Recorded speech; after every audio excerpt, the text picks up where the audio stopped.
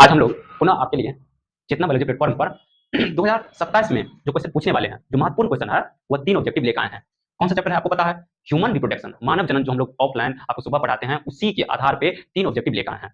इसमें 3 ऑब्जेक्टिव आपको दिख रहा है, लेकिन हम जो आपको कॉन्सेप्ट इसमें बताएंगे, 4 ऑप्शन के बारे में बताएंगे, उससे आपको कई ऑब्जेक्टिव बनेगा। तो आप अगर 3 देख रहे हैं तो लगभग 2 से 4, 3 देख रहे हैं तो 7 से 8 ऑब्जेक्टिव बनेगा, ठीक है? तो जिससे आपका ऑब्जेक्टिव जो बेस होगा वह धीरे-धीरे बनते जाएगा और आपका थ्योरी भी क्लियर होते जाएगा। इसमें थोड़ा-सा थ्योरी भी बताएंगे, ठीक है? तो हम लोग आते हैं और पढ़ते हैं कि पहला क्वेश्चन क्या कर रहा है। तो पहला क्वेश्चन कर रहा है, निम्न में से कौन सी अगुणित संरचना है? इसमें 4 ऑप्शन है और इसमें पूछ रहा है कि किसका संरचना अगुणित है। क्या पूछ रहा है? अगुणित है। तो पहला ऑप्शन है युग्मनज, ऑप्शन नंबर ए है युग्मनज। दूसरा ऑप्शन पढ़ते हैं, दूसरा ऑप्शन है अंडाणु, ठीक है? ऑप्शन नंबर सी पढ़ते हैं युग्मक और ऑप्शन नंबर डी है बी एवं सी दोनों, यानी बी और सी दोनों पूछ रहा है। तो इसका आंसर क्या होगा? तो पहले सोचिए, जो युग्मनज होता है यानी कि जाइगोट, वह तो द्विगुणित होता है, तो ये तो अगुणित होगा नहीं, क्योंकि हम पूछ रहे हैं अगुणित संरचना। ये जो जाइगोट होता है वह द्विगुणित होता है। फिर अंडाणु आइए, तो अंडाणु हम लोग जानते हैं अगुणित होता है, ठीक है? युग्मक हम लोग जानते हैं जितने भी युग्मक होता है वह अगुणित होता है। तो इसका मतलब बी और सी दोनों अगुणित है। तो डी में ऑप्शन क्या दिया? बी एवं सी दोनों। तो इसका मतलब आंसर जो होगा वह डी ऑप्शन होगा। कौन सा ऑप्शन होगा? डी ऑप्शन होगा। तो निम्न में से कौन सी अगुणित संरचना है? तो डी नंबर, बी एवं सी, क्योंकि बी अंडाणु अगुणित होता है, युग्मक अगुणित होता है। इतना बात समझ आ गया?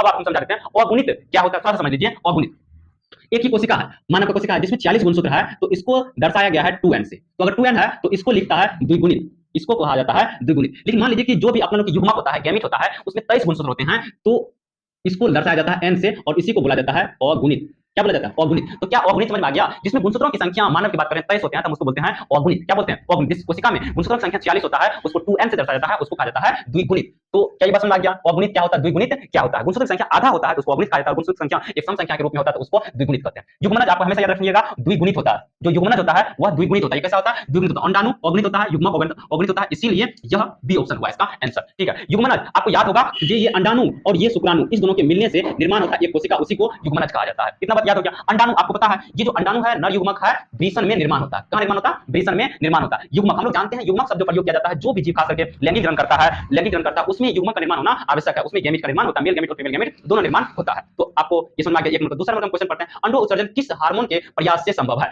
इसमें पूछ रहा है कि अंडो उत्सर्जन जो होता है वह किस हार्मोन के कारण होता है? अंडो उत्सर्जन क्या है? आपको याद होगा, हम आपको बताए हैं कि ये जो खास करके मान लीजिए कि अंडाशय है, तो अंडाशय के बाद यहाँ आपको याद होगा ऐसा संरचना हम आपको बताए थे, इसको बोलते हैं फिलोपियन नलिका, जो ये गर्भाशय वाले पार्ट से इस टाइप से जुड़ा होता है। याद होगा आप लोगों को, 2 अंडाशय होता है। जब इस अंडाशय से अंडाणु विकास होता है और इस फिलोपियन नलिका में पहुंच जाता है, तो उसको बोलते हैं अंडो उत्सर्जन। तो इस अंडो उत्सर्जन को कराने के लिए, इस अंडाशय से फिलोपियन नलिका तक पहुंचाने में कौन सा हार्मोन हेल्प करता है? ऑप्शन हम पढ़ते हैं। ऑप्शन नंबर ए है LH, जिसको बोलते हैं ल्यूटिनिजिंग हार्मोन। बी ऑप्शन है FSH, जिसको बोलते हैं follicle stimulating hormone. C option है एस्ट्रोजन और डी ऑप्शन है प्रोजेस्टेरोन। तो बताइए आप लोग कि इसका कौन सा ऑप्शन होगा? आपको याद होगा हम बताएं LH सर्च, तो याद कीजिए जिसमें ल्यूटिनिजिंग हार्मोन की मात्रा उस दिन सबसे अधिक होता है, तब क्या होता है? अंडाशय से अंडाणु फिलोपियन नलिका में पहुंचता है। याद होगा आप लोगों को, जब मासिक धर्म होता है, मासिक चक्र का जो 14वां दिन होता है, कौन सा दिन? 14वां दिन, LH की मात्रा सबसे अधिक होता है, जिसके कारण ही हम आपको बताए थे अंडाशय से अंडाणु इस फिलोपियन नलिका में पहुंचता है। तो आपको याद होगा कि इसका आंसर जो होगा वह LH होगा। कौन सा? LH। इसको LH सर्च के बारे में भी, LH सर्च के नाम से भी हम लोग आपको बताए थे, हम लोग जानते हैं LH सर्च क्या होता है, अंडो उत्सर्जन में हेल्प करता है। अब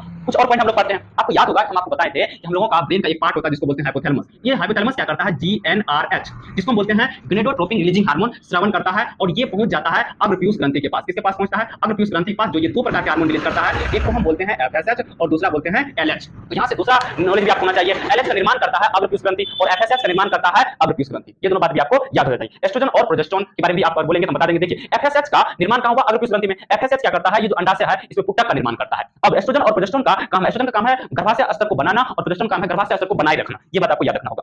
अब तीसरा क्वेश्चन, निषेचन के बाद माता के मूत्र यानी यूरिन में कौन सा हार्मोन होता है? मतलब अगर निषेचन हो गया तो उसके यूरिन में कौन सा हार्मोन बनना शुरू होता है या उसमें वृद्धि हो जाता है उस हार्मोन की? तो अब ऑप्शन में पढ़िए, यहां आपको याद होगा कि 4 ऑप्शन दिया हुआ है। पहला ऑप्शन है LH। पहला ऑप्शन क्या है? LH, जिसका नाम आपको अभी जस्ट बताएं, ल्यूटिनिजिंग हार्मोन। ऑप्शन नंबर बी है प्रोजेस्टेरोन। क्या है? प्रोजेस्टेरोन। ऑप्शन नंबर सी है FSH, जिसको बोलते हैं follicle stimulating hormone. Option number D है HCG, जिसको बोलते हैं ह्यूमन कोरियोनिक गोनेडोट्रोपिन। इसको क्या बोलते हैं? ह्यूमन कोरियोनिक, सी होता है कोरियोनिक और जी होता है गोनेडोट्रोपिन। ह्यूमन कोरियोनिक गोनेडोट्रोपिन ये भी हार्मोन है, ठीक है? निषेचन के बाद माता के यूरिन में कौन सा हार्मोन होता है? LH, ल्यूटिनिजिंग हार्मोन, प्रोजेस्टेरोन, FSH और HCG। तो अभी LH आपको पता था कि कहां जाता था? अंडो उत्सर्जन में। प्रोजेस्टेरोन का क्या काम था? आपको अभी जस्ट बताया कि गर्भाशय को बनाए रखता है। FSH पुटक का निर्माण करता है। तो क्या इसमें आएगा? ये तीनों तो आएगा नहीं, तीनों का अलग-अलग काम है। तो इसका मतलब है कि डी वाला ऑप्शन होगा। इसका आंसर कौन सा होगा? डी होगा। इसका मतलब क्या हुआ? निषेचन के बाद माता के यूरिन में कौन सा हार्मोन होता है? HCG, जिसका नाम है ह्यूमन कोरियोनिक गोनेडोट्रोपिन। क्या नाम है इसका, फिर से उच्चारण कीजिए, ह्यूमन कोरियोनिक गोनेडोट्रोपिन। गोनेडोट्रोपिन है जो सबसे अधिक मात्रा में होते हैं। दूसरा ये बात याद रखिए, इसको प्रेगनेंसी हार्मोन के नाम से भी जाना जाता है। कौन सा हार्मोन, प्रेगनेंसी हार्मोन, क्योंकि अगर कोई मां गर्भवती है तो जब हम किसी कीट की सहायता से टेस्ट करते हैं तो उसमें यही हार्मोन का खास करके टेस्ट किया जाता है। यदि ये हार्मोन सही मात्रा में है तो इससे कीट से पता चल जाता है कि वह मां गर्भवती है। क्या है, गर्भवती है। तो आपको ये तीनों क्वेश्चन हम आपको बताएं, आपको ये याद रखना होगा। थ्योरी और कॉन्सेप्ट दोनों ही हम आपको बताते जाएंगे। इस तरह से लगभग आपको पूरे जब तक दिसंबर आएगा तो हम लगभग 5 से 6 ऑब्जेक्टिव आपको याद हो जाएगा और आप आसानी पूर्वक से बोर्ड एग्जाम को कंडक्ट कर सकते हैं और एग्जाम दे सकते हैं। आज के लिए, अगले दिन हम फिर आएंगे ऑब्जेक्टिव लेके।